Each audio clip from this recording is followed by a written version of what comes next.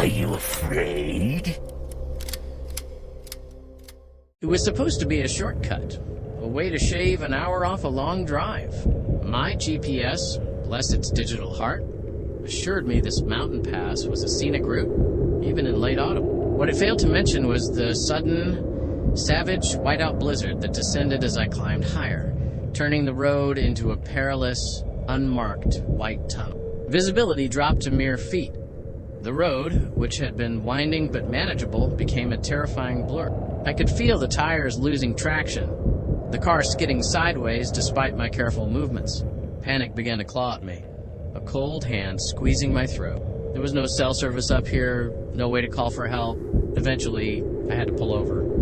It was too dangerous to continue. I edged the car as far as I dared onto the shoulder, trying to get clear of the potential path of any other desperate driver. The engine was still running, providing the only warmth and light in the suddenly silent, suffocating white. Hours passed, or maybe it was just an hour. Time became meaningless in the oppressive white. The snow fell relentlessly, piling up around the car, muffling any sound. I tried the radio, hoping for a stray signal, but all I got was static. The loneliness was a physical weight. Then I saw something. A movement. A shadow at the very edge of my limited headlight beam. It was too tall, too still to be a drifting snowdrift. My heart hammered. Was it an animal? Another stranded driver? Hope, mixed with a healthy dose of fear, surged through me. It took a step closer, and I could make out its shape more clearly. It was humanoid, broad and squat, like something built for digging in tough earth. Its head was turned away from me, angled slightly into the storm, as if it were listening to the wind. The skin on its exposed hands and what I could see of its neck looked dry and papery, almost like parchment, with faint cracks at what I assumed were its elbow joints. And then I saw them, a second pair of closed eyes, resting unsettlingly below its primary set, which remained shadowed and indistinct. The entire presence whispered just below comprehension, a sound like dry leaves skittering on concrete. It was close enough now that I could see its mouth, partially open. The teeth were flat and square, like a grazing animal's, not pointed or sharp. There was nothing overtly aggressive about its posture, but its very presence, its strange form, felt deeply, profoundly wrong. I didn't know what to do. My instincts screamed at me to lock the doors, to hide, but it was just standing there, unmoving, its head still averted. The whisper sound, just on the edge of hearing, seemed to deepen. Was it speaking? Or was it just the wind playing tricks? Then it raised a hand and slowly, deliberately, pointed towards the passenger side of my car. I froze, my breath catching in my throat. It wanted me to open the door, or it wanted to open the door itself. I couldn't tell which. I gripped the lock, my thumb hovering over it. Logic warred with primal terror. If I opened the door, what would happen? If I didn't, would it try to force its way in? The whispering sound intensified, just a murmur in the roar of the wind, meaningless, yet insistent. Then another figure emerged from the whiteout, a woman stumbling through the deep snow, clearly disoriented and terrified.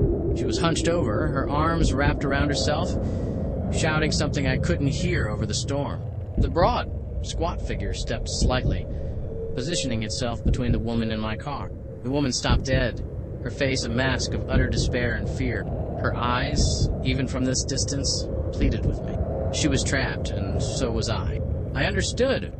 The strange, quiet figure wasn't just standing there. It was presenting a choice. Its position, its gaze turned away, its silent, almost patient presence was like a gatekeeper. I had to answer. I threw open the passenger door. A blast of icy air and snow rushed in, momentarily blinding me. I shouted, "Get in! Hurry!" My voice was hoarse, raw with adrenaline. I didn't look at the broad, squat figure. I just kept my eyes on the woman. She didn't hesitate. She practically dove into the passenger seat, slamming the door shut.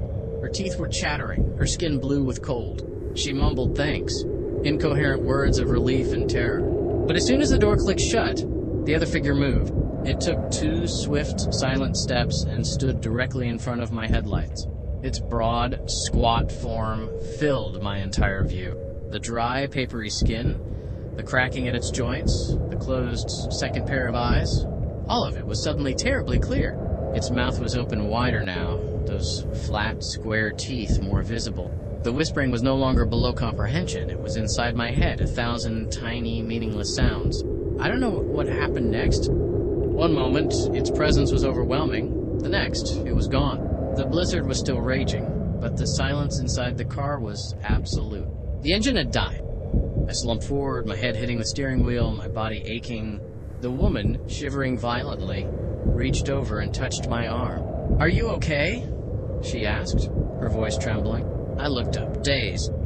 The road ahead was empty, a pure, unbroken white. The whispering was gone.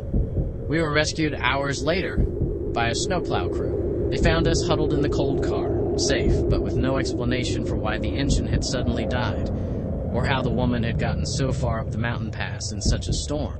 I never told them about the figure. What could I say? How do you explain a question you didn't hear but answered with your life?